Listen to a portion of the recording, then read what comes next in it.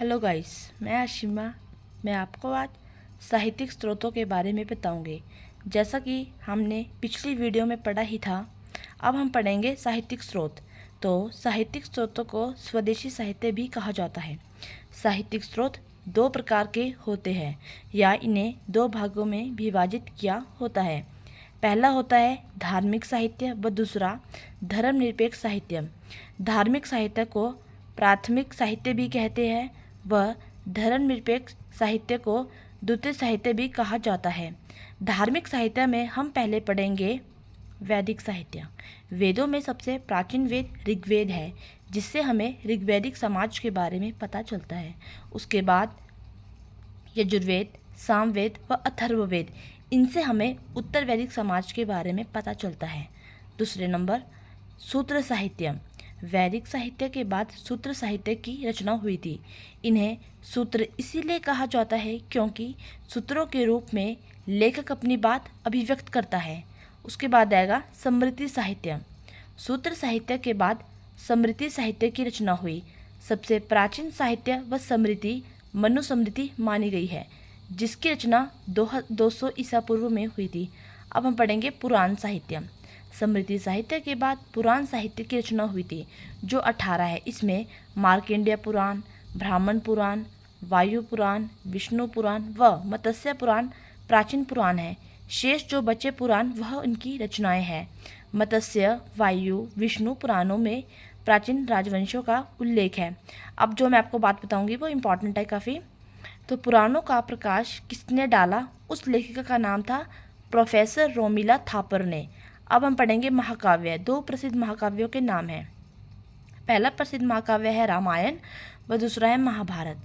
तो रामायण के बारे में तो आप पहले से बहुत कुछ जानते ही होंगे, तो बस मैं इसके बारे में आपको थोड़ा सा ही बताऊंगी सिर्फ।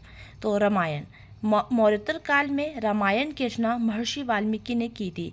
दूसरा प्रसिद्ध महाकाव्य है महाभारत, जिसकी रचना महर्षि वेदव्यास द्वारा करवाई गई थी। पहले इसका नाम जय संहिता था, फिर बाद में इसका नाम भारत हो गया, फिर इसका नाम भरत अर्थात महाभारत हो गया था। अब हम पढ़ेंगे बौद्ध साहित्य के बारे में। बौद्ध साहित्य, त्रिपिटक सबसे प्राचीन बौद्ध ग्रंथ है। त्रिपिटक का अर्थ होता है, त्रि का मतलब तीन, पिटक का मतलब टोकरियाँ अर्थात 3 टोकरियाँ। इसमें सूत पिटक, विनय पिटक व अभिधम पिटक होता है। भगवान बुद्ध के निर्वाण प्राप्त करने के बाद इसकी रचना होती है। अब आपको मैं निर्वाण का मतलब बताती हूँ कि निर्वाण का मतलब होता है ज्ञान की प्राप्ति, कि महात्मा बुद्ध ने किस तरह से ज्ञान प्राप्त किया था, उसे हम निर्वाण कहते हैं।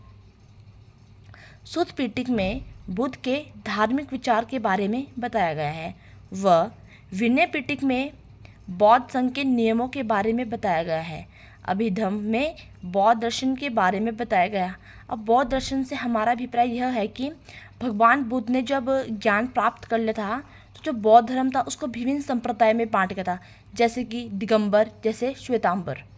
अब हम पढ़ेंगे सिंहली साहित्य के बारे में। सिंहली साहित्य में हम पढ़ेंगे दीपवंश व महावंश के बारे में।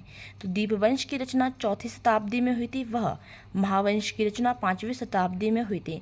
इन दोनों में सिर्फ इतना सा बताया गया है कि जो अशोक था, सम्राट अशोक, उसने किस प्रकार सत्ता प्राप्ति के लिए अपने 99 भाइयों की हत्या कर दी थी। अब हम पढ़ेंगे जैन साहित्य के बारे में। जैन साहित्य में सबसे महत्वपूर्ण साहित्य होता है आगम। भगवती सूत्र महावीर के जीवन के बारे में बताता है, जिन्होंने जैन धर्म की स्थापना की थी महावीर जी ने। भगवती सूत्र में 16 महाजन पदों का उल्लेख है। नाया दमकहा में महावीर की शिक्षाओं का संग्रह है। कुल आगम की संख्या है 12, जिसमें श्रुत, सूत्र, सूंत, ग्रंथ, सिद्धांत, देशना, प्रज्ञापन, उपदेश, आपतवचन, जिनवचन, ऐतिहन, ये इम्पॉर्टेंट है, और है आमनीय। अब हम पढ़ेंगे धर्मनिरपेक्ष साहित्य। धर्मनिरपेक्ष साहित्य को द्वितीयक साहित्य भी कहा जाता है, जिस प्रकार मैंने आपको ये पहले बता ही दिया था। इसमें सबसे पहले हम पढ़ेंगे जातक कथाएं। तो जातक कथाएं होती क्या है? जातक कथाएं एक प्रकार की लोक कथा होती है। मतलब कि ये हमें यह बताती है कि बुद्ध के पहले के जन्मों से संबंधित है। मतलब कि जो भगवान बुद्ध है, पहले वो बुद्ध भगवान नहीं थे, पहले उन्होंने कई प्रकार का उनको जन्म हुए हुए उनके। तो इसमें हम बताएंगे आपको कि सबसे पहले, हाँ, तो होने से पहले बुद्ध 500 से भी अधिक जन्मों से गुजरे हैं। कई जन्मों में तो उन्हें पशु जीवन भी व्यतीत किया है। अब हम पढ़ेंगे गणित के बारे में। गणित के क्षेत्र में सबसे महत्वपूर्ण ग्रंथ है आर्यभट्टीय। इसके रचयिता थे आर्यभट्ट। ये इंपॉर्टेंट है कि जो आर्यभट्ट है वो कहाँ के निवासी थे, तो वो थे पाटलिपुत्र के निवासी, है ना। तो 5वीं सदी में भारत में दार्शनिक, यानी जिसको हम पढ़ते हैं दशमलव प्रणाली, तो उसकी रचना हुई थी। शून्य का आविष्कार भारतीयों ने किया था। ठीक है, अब हम पढ़ेंगे, ये बहुत ही ज़्यादा इंपॉर्टेंट है और काफ़ी आप सभी को टफ भी लगता होगा। आर्यभट्ट ने त्रिभुज का क्षेत्रफल जानने का नियम बनाया था, जिसके अंदर त्रिकोणमिति यानी ट्रिग्नोमेट्री का जन्म हुआ था, जो कि बहुत मुश्किल भी है ट्रिग्नोमेट्री। अब हम पढ़ेंगे विज्ञान। भारत का विज्ञान में महत्वपूर्ण योगदान है। खगोल शास्त्र में अधिक प्रगति हुई थी। खगोल शास्त्र में जो महत्वपूर्ण योगदान देने वाले व्यक्ति थे खगोल शास्त्र में थे, उन व्यक्तियों के नाम है आर्यभट्ट, वराहमिहिर, ब्रह्मगुप्त व भास्कर प्रथम। आर्यभट्ट ने अपनी प्रथम पुस्तक आर्यभट्टी में बेबीलोनिया विधि की गणना की थी। उन्होंने यह बताया है कि जो चंद्र ग्रहण है वो सूर्य ग्रहण के कारण का पता लगाया था कि किस तरह सूर्य ग्रहण व चंद्र ग्रहण लगता है। उसने यह भी बताया था कि सूर्य स्थिर है, वो पृथ्वी घूमती है। ब्रह्मगुप्त ने ब्रह्म सिद्धांत की रचना की थी। अब हम पढ़ेंगे आयुर्विज्ञान। औषधियों का उल्लेख सबसे पहले अथर्ववेद में हुआ था।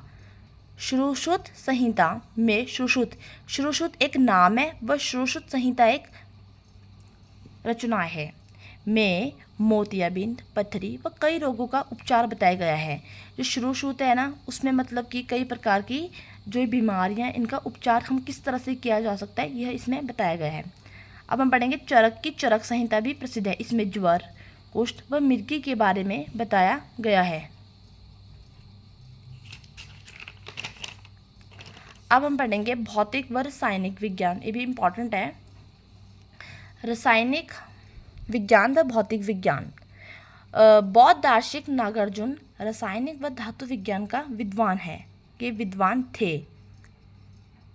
दंत कथाएं ऐसी कहानियाँ या बातें जो कहीं लिखी नहीं होती परंतु परंपरागत रूप से सुनी जाती है और दोहराई जाती है, इसे दंत कथाएं कहते हैं। वैदिक साहित्य। पहले वैदिक साहित्य में 10 मंडल थे। 10 मंडल में से 2 से 7 सबसे प्राचीन मंडल माने जाते थे। उसके बाद फिर 8 और 9 की रचना हुई थी। Please like and subscribe my video. Thank you.